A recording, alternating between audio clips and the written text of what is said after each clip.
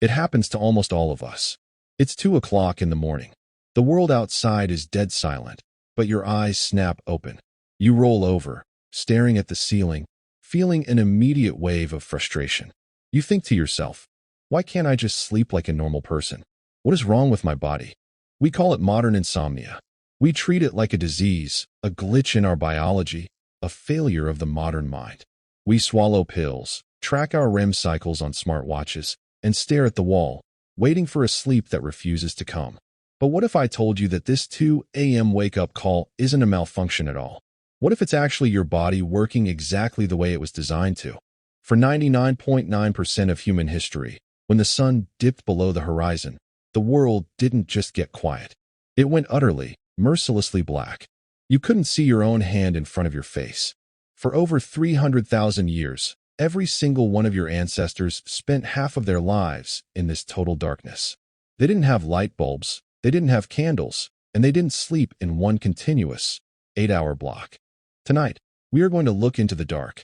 We are going to explore a lost phase of human consciousness, a forgotten period of nighttime history that modern society forcefully erased. Because when you understand what our ancestors actually did in the dark, it won't just change the way you look at your sleepless nights. It will change everything you thought you knew about human nature, psychology, and who we really are. To understand the night, we first have to understand fear. Before we tamed fire, humans were prey. Our nighttime vision is remarkably terrible compared to the predators that hunted us. Moving in the dark didn't just mean getting lost, it meant becoming food. When dusk fell, our ancestors did what every other primate did. They climbed a tree, found a cave, hid, and froze. The night was a prison of survival. But then, roughly 1 million years ago, everything changed. We controlled fire. Anthropologists call this the birth of the circle of safety. A campfire created a glowing shield roughly 30 feet in diameter. Inside that circle, you lived. Outside that circle, you died. But fire did something else. It gifted humanity the one resource that changed our evolution forever: time. Before fire, the useful day ended at sunset. In the winter, that meant up to 16 hours of forced, freezing stillness. Fire suddenly added 2 to 4 usable hours to every single day. And it was in those extra nighttime hours, sitting safely within the glow of the flames, that human culture was officially born. Think about what happens to your mind when you sit around a campfire. The modern world fades. The flickering light pulls your focus in, shutting out the rest of the universe. This isn't a new feeling, it's an evolutionary echo. In 2014, anthropologist Polly Wiesner published a groundbreaking study in the Proceedings of the National Academy of Sciences. She spent years living with and recording the conversations of the Jew/Hoansi Bushmen in the Kalahari Desert, one of the last communities on Earth to maintain our ancestors' hunter-gatherer lifestyle. What she discovered was incredible. Wiesner found that during the day, 80% of human conversation was purely transactional. It was about work, logistics, hunting, and complaints. Who was hunting where? Which plants are safe? Who didn't pull their weight? Daytime talk was about survival. It was practical, stressful, and rigid. But at night, around the fire, a profound psychological shift occurred. 81% of the conversations turned into stories. They shared tales of distant lands, ancient myths about the cosmos, family histories, and jokes that made the whole camp roar with laughter. The campfire became humanity's original theater, our first classroom, our first church. Safely wrapped in the dark, humans stopped thinking about the immediate present and began to imagine things that didn't exist yet. It was during these nighttime hours that language grew complex, empathy deepened, and human culture was born. The night didn't push us away from each other, it bound us together. But eventually, the fire would fade, and the tribe would sleep. But they didn't sleep the way you do.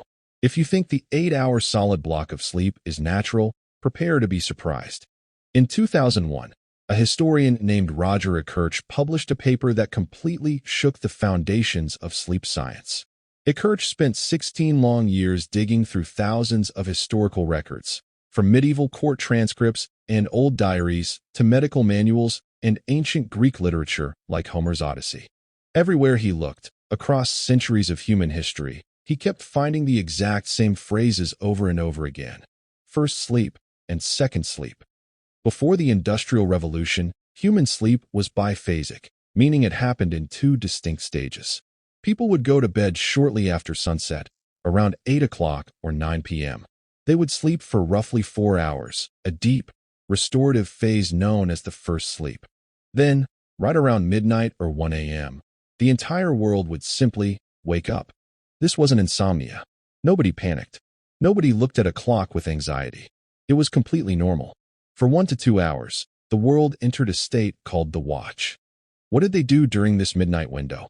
Everything. Medical texts from the 1500s recommended that couples try to conceive children during this specific hour because their bodies were rested and energized. People visited neighbors, smoked pipe tobacco, interpreted their dreams while they were still fresh, or simply lay in bed and thought. Doctors advised students and philosophers that the watch was the absolute best time for deep study and reflection because the mind was uniquely calm and the world was utterly still.